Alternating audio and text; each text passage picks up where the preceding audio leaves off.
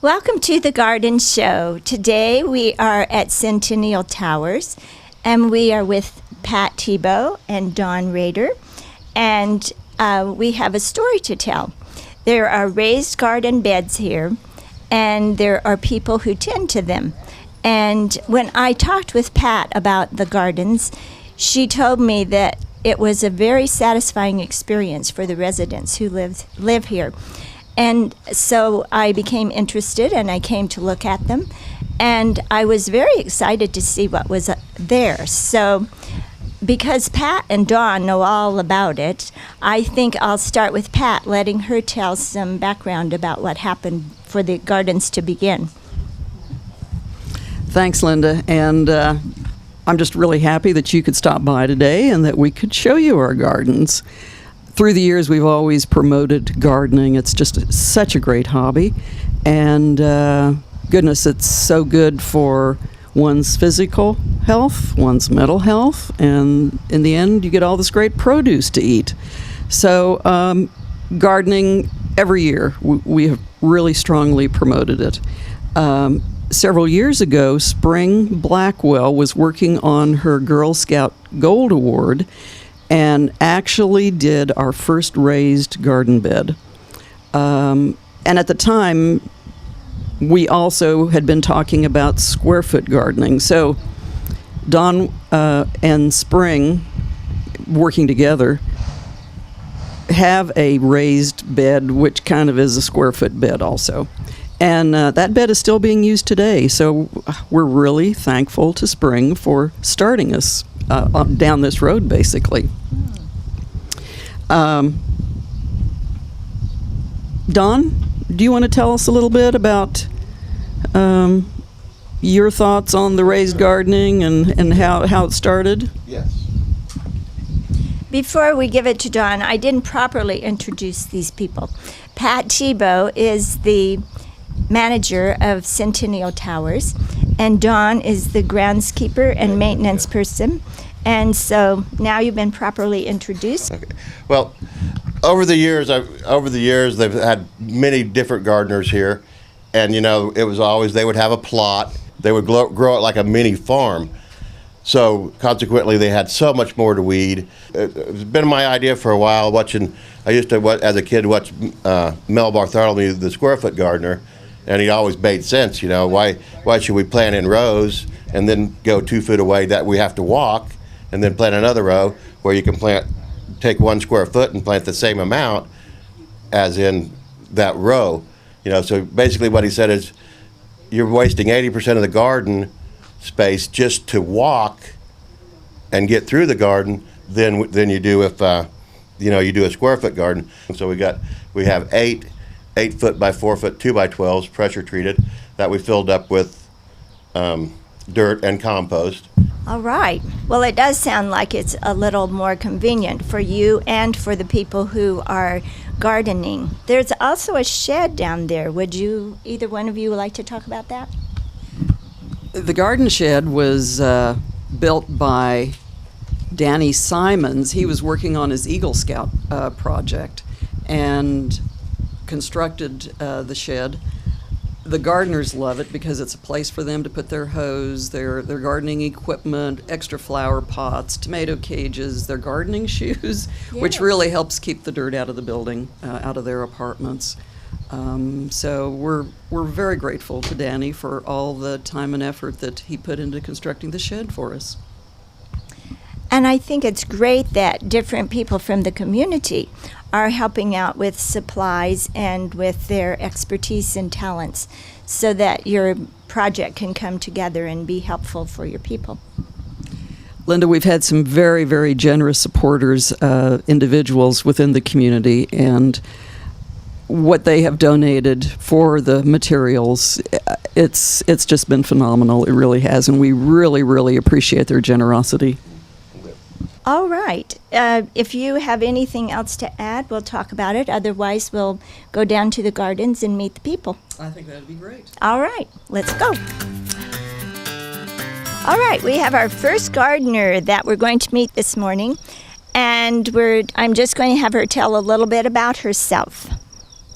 Hi, my name is Sharon, and I grew up in Illinois, but my mother was originally from Kansas. And we had several acres out there, and we had a huge garden, and I just kind of got the love of it. And I don't have a great green thumb, but it's working. And my garden is small. I have onions and tomatoes, beets, lettuce, beans, peas, and then over here we have sweet corn. Excuse me, I'm going to come around to And that's coming up pretty well. And these are sunflowers for my great-granddaughter. She loves sunflowers. And this is a little herb garden here. It's basil, cilantro, parsley, and dill. Then radishes and garlic. And there were several pepper plants, but I'm afraid the rabbits like pepper plants. So I don't have many of them. But it's doing all right. Do the rabbits come to your garden? Oh, yes, they like my garden, yes. All right. We're going to, my son, he's helping me, and he's going to put a cage up so they can't get in and eat the lettuce and stuff like they've been doing. All right. Thank you, Sharon, for sharing about your garden. Well, thank you, and I think this is a great idea. I just love it. It's so much easier than having to get down with carpet. I can move on my chair, and it's really nice. That's wonderful. They did a good job, and I thank you, Pat and Don. All right, we're talking now with Jackie Klee, and we visited with Jackie before we started a prior time to today, and he was telling us some background about, he is one of the people that did not grow up on a farm, but he had some gardening experience early on. So I'm going to let Jackie tell a little bit about that. Well, the kind of work my dad did, he got transferred a lot. So when we moved into the city, we would be either renting or buying a house, and we would always start a garden pretty much every place we moved to. Different states like Kansas, Colorado, Illinois, just not very big gardens, but we would be moving into the house, and that's kind of how I got experience with gardening. Not very big ones, but it was like part of growing up was let's plant the garden. All right. Well, tell us about your gardens now. All right, this bed here is mine. I have onions, radishes, and beans, and that's what I have in there. It's just like those group of radishes. That's the second time I planted those, and the beans that are coming up now, that's the second bunch of beans that I started. The first ones didn't make it. I think it was because of I don't know what it was. They kind of just fizzled out. There's a few of them left, but the new ones coming up, like this happened in less than 2 weeks. They've got their leaves on already. Good for you. I've heard stories that you have shared some of your produce with the other people. Yes. Pretty much. I had so many. I usually end up with more than I can use, so I give it to my neighbors, radishes and beans. They don't want my beans anymore. They said, you give us too much beans. We don't want any more beans. Well, good for you for sharing. Okay. Let's go over here and see what's in your other raised bed. This is my other one, and this is a cabbage, and I have onions, beans, carrots, and tomatoes. And so far I've gotten 3 tomatoes. They've just started, flowers have started coming back. They were kind of didn't come up for about a month or so, but now they started again. Got a lot of flowers and onions. The bean plants are doing real well, and the cabbage, it's just taken them a long time to form heads on the inside of the plant, but it's working okay so far. Well, good for you. I like how you've used the space that you have to put your onions here, and then every little nook and cranny is full, and then your carrots are getting full, and your whole garden bed is full of produce. I got as much in there as I could get. I think so. Well, all right, Jackie. Thank you very much for sharing your garden beds with us. Glad to do it. Well, now we're to Jane Newby's garden plot, and I just asked what her last name was, and she said Newby. And so I said, well, and she is new to the Centennial Towers this year, so Jane Newby is the newbie. So we laughed about that. Jane, tell us a little bit about growing up and how you connected with gardening then as well as now. Well, I'm the oldest of 10, so we had to garden. We didn't live in the country, we always lived in towns, but with 10 kids, you pretty much have to do what you can to make sure that you have enough to eat. So we always had gardens so that we could have fresh lettuce and tomatoes, beans, peas, carrots, radishes, so cucumbers. So I kind of grew up with gardens, and I like the look of them. I like to work in them. I like to eat what comes out of them. So they just make sense. And when I moved to town and came to the Towers, they told me that they had garden plots, and that kind of decided my decision to be here, because I don't like to do without a garden. And I was afraid I was going to have to in an apartment, but this is wonderful. Oh, that's great to hear that it worked out. Will you tell us what you have in your, you've gotten really fancy. Good for you. Tell us. I don't like tomato cages, and I have too many tomato plants for cages anyway, so I put up this little lattice structure, sort of. This is just like yardsticks, and this is a fabric fence. Fencing. So I see that. It almost looks like wire, but I see that it's a little more flexible. It's plastic. That's very smart. Tell us about your plants. Well, I have some squash here in the corner, cucumbers. I've got two kinds of cucumbers. These are golden cucumbers, and those down there are the regular. This is a patty pan squash, and have a great big old zucchini squash at the other corner. I have some basil and some cilantro, because I use that a lot in my cooking. I have 3 kinds of pepper plants. I have hot peppers, green peppers, and a red pepper. I have 3 little struggling strawberry plants. But they're looking very healthy. Yeah, the ones that survived are doing well. I have 2 kinds of tomatoes. I have the San Marzano that I use for cooking and canning and freezing, and then I have just plain eating tomatoes. I've got some flowers sprinkled in. The marigolds are good for the tomatoes, and they eliminate nematodes. Really? Yes. Oh, well, good for them. So they're in there. That's about it. All right.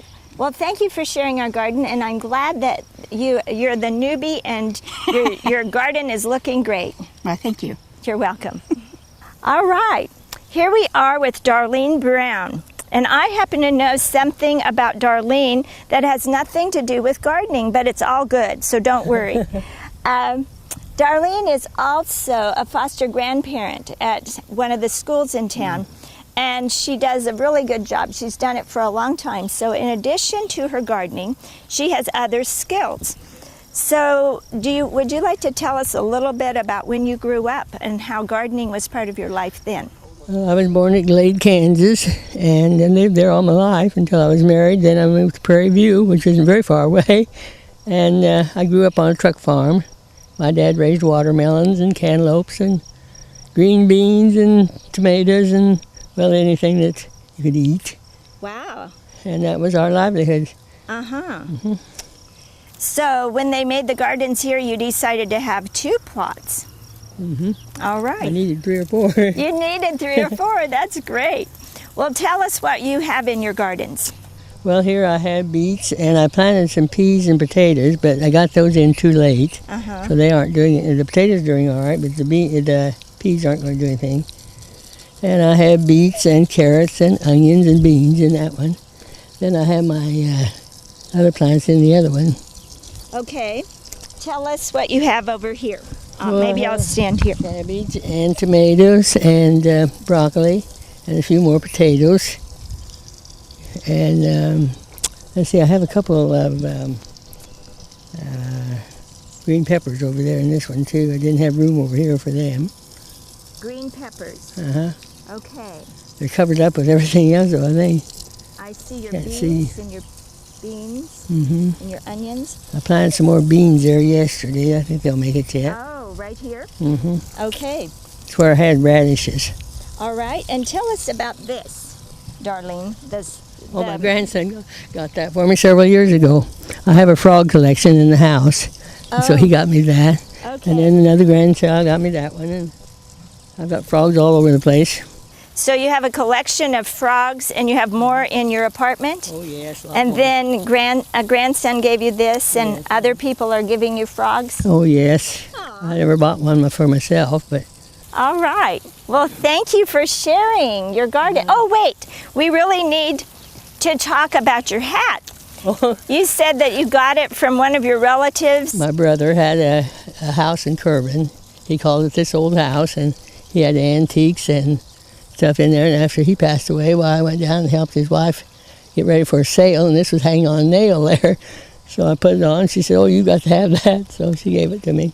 And it looks great on you, Darlene. Well, it goes like this. When the wind blows, it blows off. I've never seen anything like it before. I haven't either, but it looks great on you. You're right. She is right. You needed to have it. So thank you for sharing about your Well, garden. Glad to do it. So Agnes Hicks. Agnes Hicks, and she is the all-around helper person. She evidently comes down and helps all these people that want to have their gardens watered, but also does the hanging plants and things around the. Yeah, gazebo sometimes, yeah. Okay, all right. So it's always great to have a helper. If somebody went out of town or even just was not able to do their garden spot one day, then you would be the cat's meow, wouldn't you? Right. All right. Well, thank you for coming on the show with us today. Thank you. This is the book that Pat and Dawn used in regard to fixing their raised garden beds. And they went by some of the techniques that were used in this book. So if you're interested in that, you could be looking for the Square Foot Gardening book. There also is a raised garden bed publication that the Kansas State University Extension Office has that I meant to bring and I forgot. The last thing I want to tell you about is a book called Seed Folk by Paul Fleischman. And I'd like to read just a bit of the excerpt on the back. This book reminded me of this garden not in regard to the exact same experience, but just because it pulled people together, like this garden is doing. So this one says, a vacant lot, rat-infested and filled with garbage, looked like no place for a garden, especially to a neighborhood of strangers where no one seemed to care. Until one day, a young girl clears a small space and digs into a hard-packed soil to plant her precious bean seeds. Suddenly, the soil holds promise. And these are a few of the people who benefited. To Curtis, who believes he can win back Letitia's heart with a harvest of tomatoes. To Virgil's dad, who sees a fortune to be made in growing lettuce. And even to Marcella, 16 and pregnant, wishing she were dead. This book is full of different kinds of people, and they're all hopeful to tell one amazing story about a garden that transforms a neighborhood. I guess I equate this book to the experiences that these people are having in this garden, and they are pulling together not only themselves, but the other people who live here, and they are benefiting both in physical health, mental health, social health, and probably spiritual health, because all of them are working together for the good of one another and for the community.